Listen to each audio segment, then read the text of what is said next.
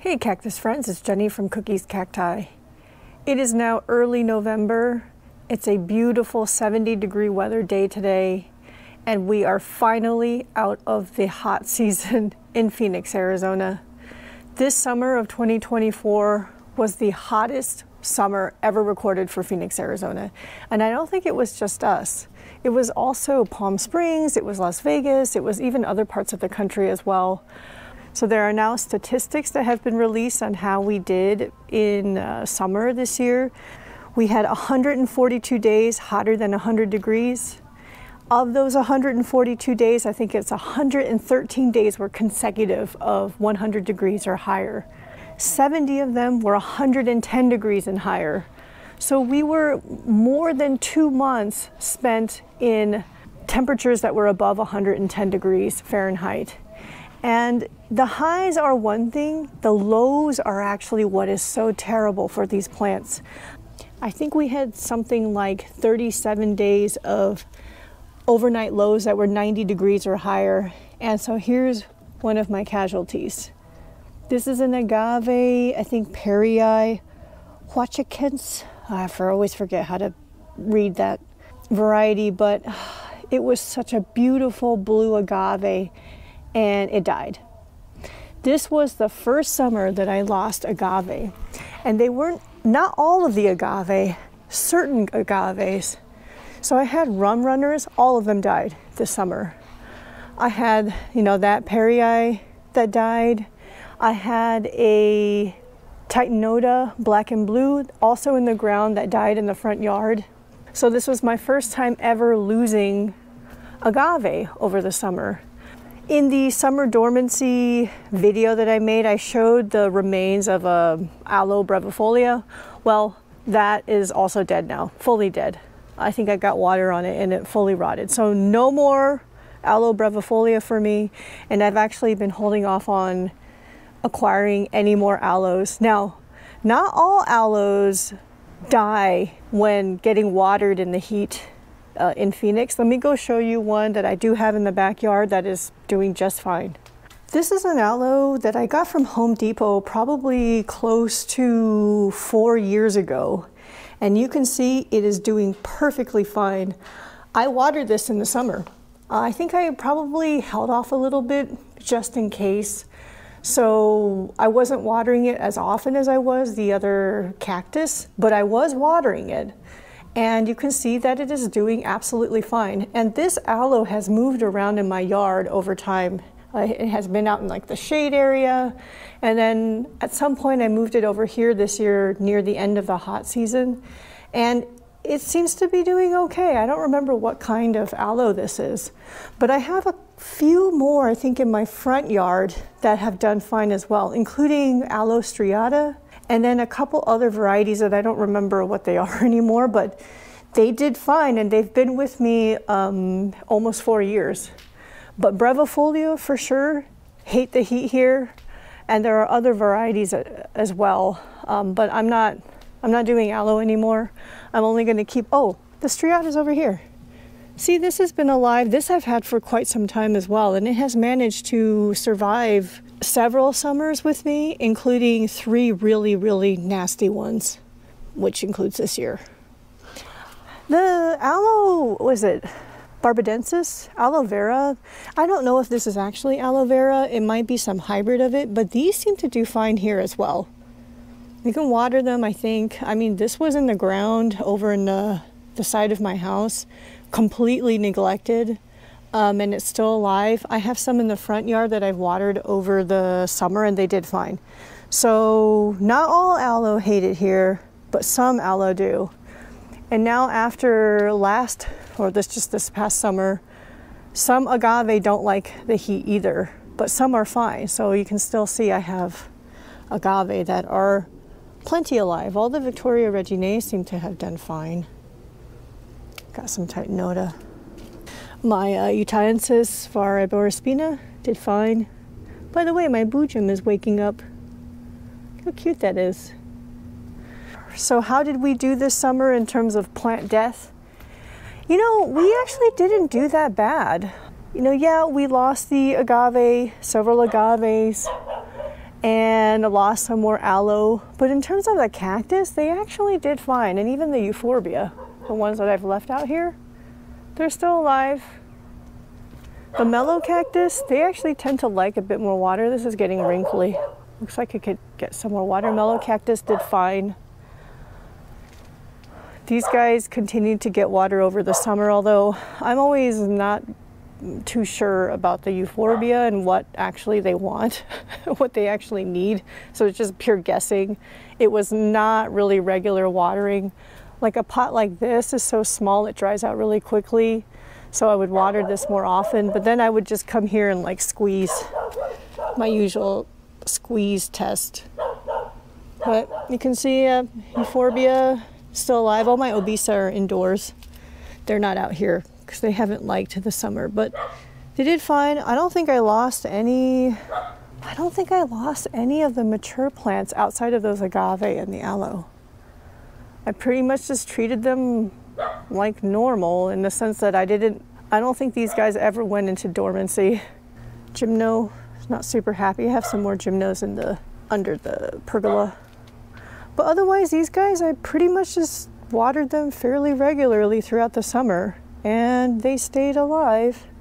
Elephant food is very good at this climate. They need regular watering in the summer, and you'll know right away because the leaves get really limp and squishy. And when it's well hydrated, it's nice and firm. I mean, the leaves. You know, I have some elephant food that are in full sun over here. You can see they're still alive, doing fine. Then I have the elephant food over here that's in more shade. It's doing fine as well, and apologies about my neighbor's dog as usual. It is over that 6-foot fence, so there's nothing I can do. I have some elephant food here that's in almost full shade. They're doing great. This is such a wonderful plant. Got some plants up here. They're doing fine, no problems. It's in a lot of shade though. Here's my Oreocereus halcyonis. I got it from probably Home Depot or Lowe's, and it was probably this big when I got it. They grow kind of slow though. So now let's go into the pergola area. So when I was, I think in a previous video when I was showing you how I had this yard redone, I had a second layer of shade cloth. Well, at the time that we went to strictly exotics, that was the first time that Phoenix finally started to cool off. So I took off that second layer of shade cloth, and then it got hot again. And then it cooled off, and then it got hot again. And this shade cloth is actually not quite enough. There is definitely some sun stress on the plants in here, but I don't know. It's just like I don't want to put up another layer of shade cloth again. But once the warm season comes back, I'm going to put up another layer. The 50% is not enough for this area, but in the winter it should be okay. We'll see.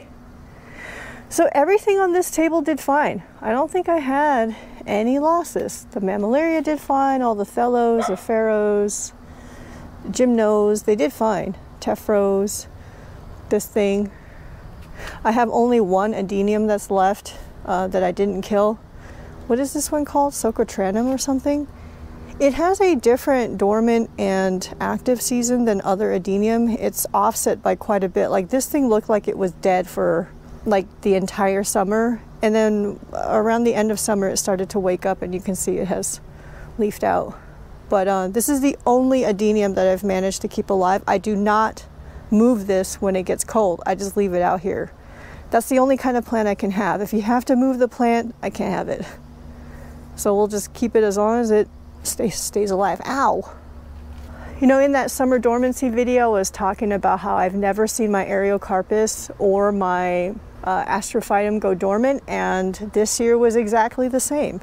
Despite those horrendous temperatures, these guys would just get squishy when they were thirsty. I would water them, they would plump back up, and we would rinse and repeat. So I had no problems. And it is a Areocarpus flowering season. Usually all the purple flowers, or the plants with purple flowers, will flower first, and which tend to be like the Physioratus types of plants will flower first, and then the Retusis types will follow. We've got one Trigonus, That's in flower, nice yellow one.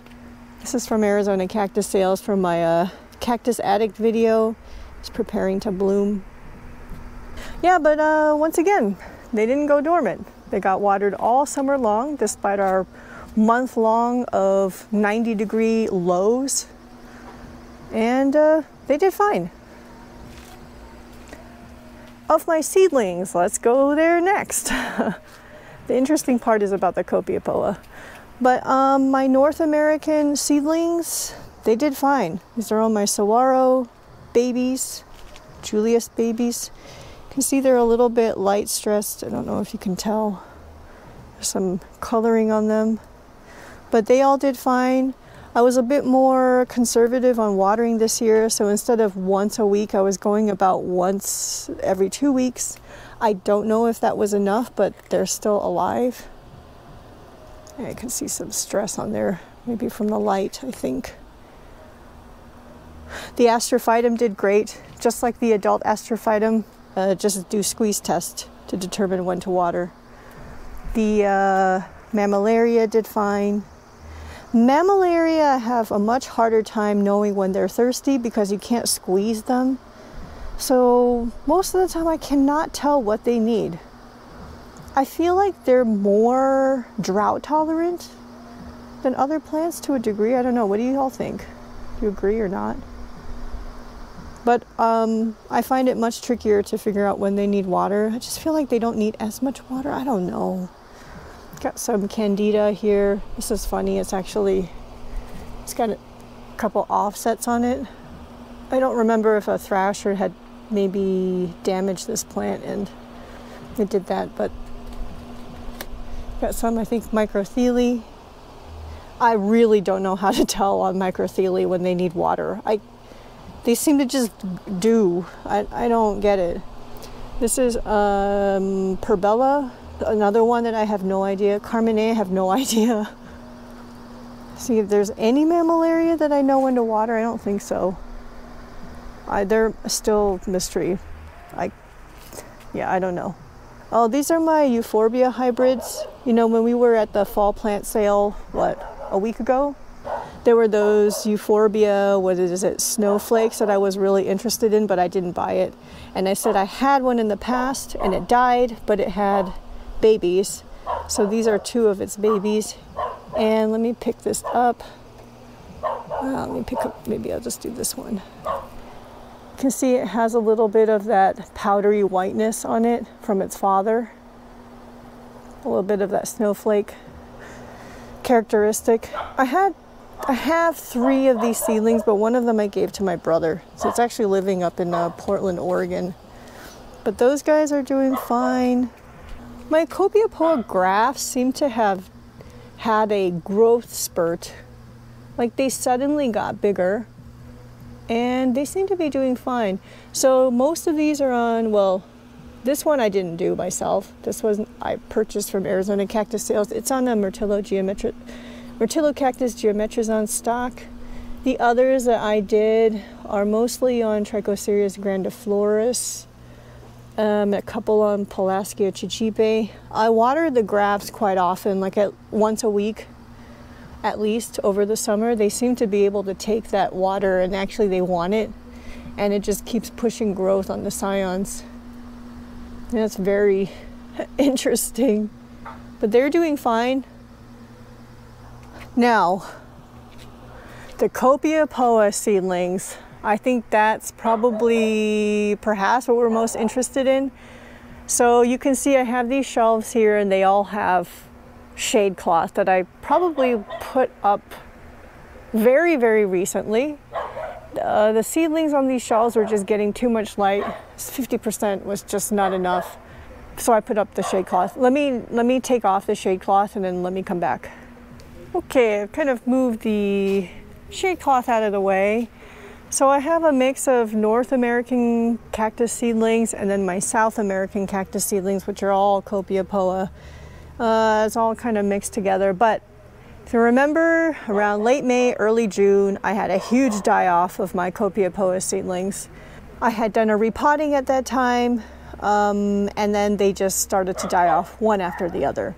And we had a whole bunch of theories on what could have caused that die-off. And then later in the summer, when I got the yard redone, I had another die-off.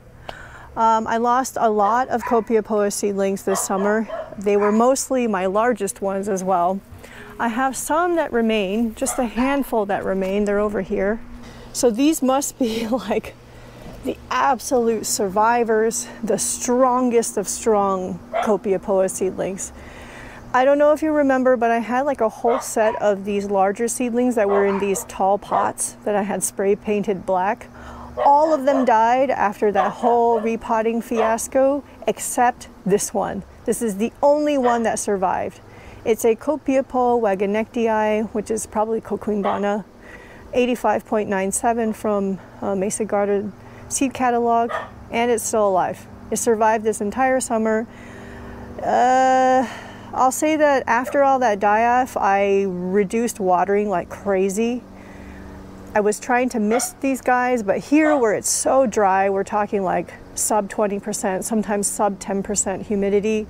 The misting almost does nothing. It just, you mist it and then everything dries and then that's it. And there was no way I could come out here and mist the plants every day. There's no way I could manage that kind of frequent care. Of the other larger Copiapoa, this is all that's left.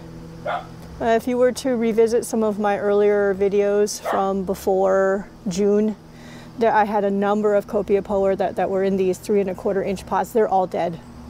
This is all I have left. These 4 and this 5th one. So talk about strong Copiapoa. You know, if these guys can manage to survive, and if I could ever produce offspring, perhaps their offspring would be more tolerant to our climate. Maybe, I don't know. I also got lucky that 2 of my more rare Copiapoa species stayed alive. I have very few Cinerea types. This is Cinerea. I have 2 seedlings, and those 2 actually managed to survive this summer. Look at that color. It's purple. I don't know how it managed to survive, but it did. I have another one that's on the shelf. We can go take a look at that next. This is my one Columna alba. It also managed to survive this summer. I don't know how. And I think it's growing. I had, I think I sowed a pack of 10 seeds of Columna alba. 6 of the seeds germinated. And then all the largest ones and smallest ones died. Or was it? I know the largest ones died. This is one of probably the medium or smaller ones, and it's the only one that lived. Talk about strong. Of my oldest Copiapoa seedlings, I had 6 of them at the beginning of summer. I now have only 2 left. This is one of the 2. It is not looking very happy. I can't zoom with this camera, but the base of it looks desiccated, but the top is growing. So it's still alive. This has managed to survive my horrible repotting in the summer. Actually, I don't remember if this was repotted or not, but it survived this summer. It had been watered too. This managed to survive. Let me go show you the only other one that survived of my oldest Copiapoa seedlings. This is Copiapoa lumbeckii. I think it's at 85.71 or something like that. The other one that survived is this one. Let me pick it up if I can. This one managed to survive. It survived the repotting, it survived being watered, and it survived being moved onto my hot patio while my yard was being redone and then being moved back and then getting watered again. I think this was like the smallest of the entire batch. I swear there's something about like the largest ones are not necessarily the most robust. I've had multiple instances of this where the largest seedlings of the bunch would die. So now we just see if this can survive another year with me. Oh my gosh.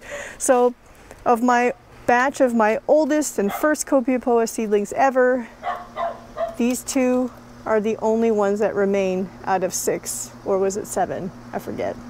I think 6. Incredible.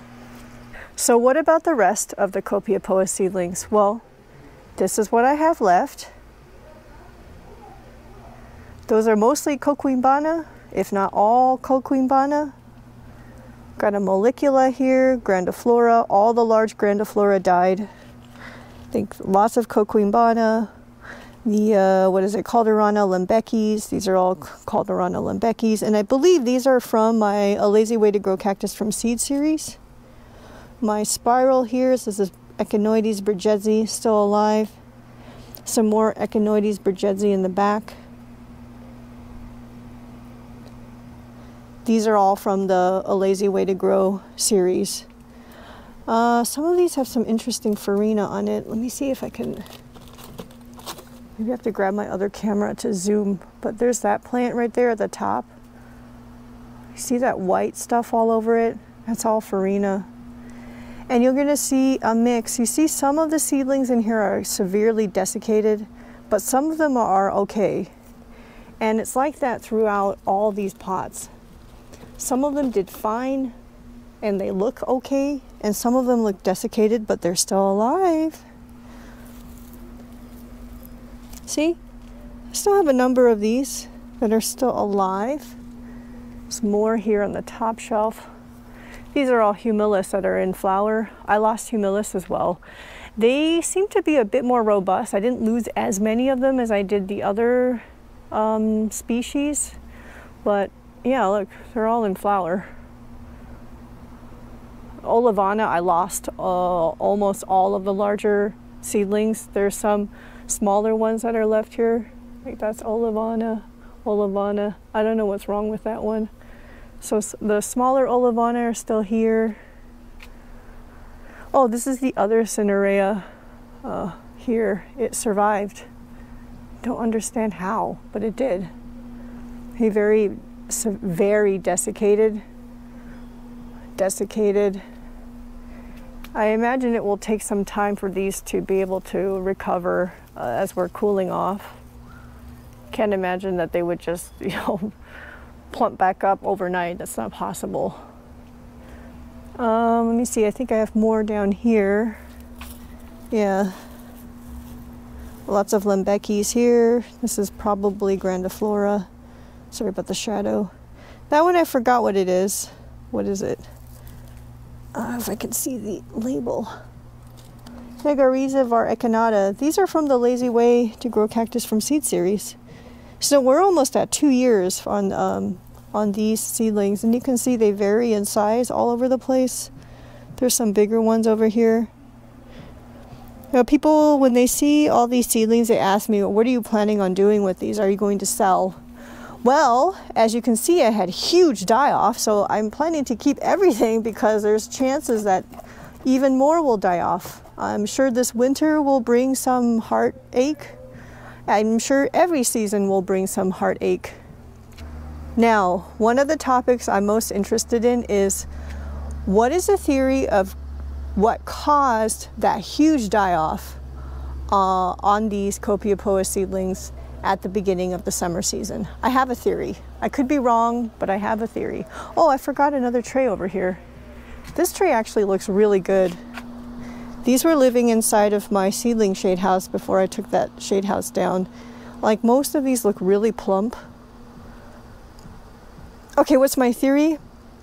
My theory is that Copiapoa seedlings, especially those like 2-year-old seedlings, are very sensitive to heat. So when it was starting to get hot here, I had that panic repotting. You know, I uprooted the plants, I took the soil off, let them dry, bare root overnight, and then I repotted them within like maybe 2 days, a day, and they just started to die off. I think they just went into shock from the high heat and being disturbed. And then I had that round of more seedlings that died after I had moved them onto my porch and I had gotten my backyard redone. So it was very hot during that time of the summer, and I think it was shock again. So the shock can cause them to just kind of die off, or if you water them, they'll die off. And that is my theory. Now, the theory only applies to seedlings because I have some mature Copiapoa or older Copiapoa. They went through all of that and they had no problems. Let me show you the plants that I bought from Something to Grow on Plant Story. They were also in my previous video when I was talking about Plant Story for the first time. Let me show you those. These are the two Copiapoa lumbeckii that I purchased from Something to Grow on Palm Street. The seller said that these were probably 5 years old, so definitely older than my seedlings. They got repotted with that panic repotting. They got moved when my yard was redone. They got watered, and look, they're still alive. So I think there's a correlation between that sensitivity and shock, or tendency to go into shock, and the age of the plant. But this is only a theory. I have more mature Copiapoa plants that went through the heat and the move, and they did fine. Let me show you those as well. These guys, not the prettiest. These are Copiapoa hypogea. They're not the prettiest, but they're definitely more mature than my seedlings. They did fine. I've actually harvested seeds off of these guys and grown their babies. They did fine. And these actually got watered regularly over the summer. And they would get, desiccate, be really obvious about the desiccation, give them a deep watering, and they did fine. And these have been with me for more than a couple years, so they've gone through 2 very nasty summers and they did fine. I've got this Lowii, which I've had for at least a few years now. It's never been super happy, but it hasn't had, just like a major melt off, die off. Same thing with this tenuissima. I've had this for a few summers already and it did fine. I have this big Copiapoa that I bought from, I think, LA Succulent Connection or somebody. Fine. Big guy. This one's a funny one. I also bought from somebody. It was on discount because of the weird way it was growing. Did fine. This guy, it did fine. So the mature Copiapoa seem to be able to take our summer just fine. And these big guys, I really do hold off on watering, but they went through my yard move and everything and they did fine. So the other thing is, now if we just looked at mature plants, what about these really young ones that were sub 2 years old? They did fine as well. Now they didn't get repotted when it got hot, but they did go through the yard move. And these guys I was watering more and I didn't have like a huge die off on these. There's something about those larger seedlings that were about 2 years old, between 2 and 3 years old, made them especially susceptible to the heat, made them go into shock very, very easily. Again, just a theory. We need more time in order to figure that out, but I really don't want to go through that kind of loss again. So now we've got winter coming up. I'm leaving these guys out here. I'm going to let them get rained on. They seem to love the winter rain. Hopefully they can kind of recover from the nasty summer before we reach our hot season again. So that is my kind of a recap or end of summer assessment after the hottest summer in Phoenix, Arizona that has ever been recorded. I hope you enjoyed this. It's interesting that we had a video before the hot season really came in and now something to follow up after the hot season left. Hope you all are doing well. I can't believe that the holiday seasons are just around the corner. Hopefully we can do some more videos that are not just at home. But next week we have the series finale for our cactus seed soil battle. I've been doing a number of countings and getting charts and stuff together so we can go over the 1-year update for those Astrophytum and Areocarpus that we grew from the various types of soils. So do come back next week for that. I think it'll be fun. We'll do a giveaway, and as usual, share our love of plants and have a lot of fun together. Take care, y'all. Bye-bye.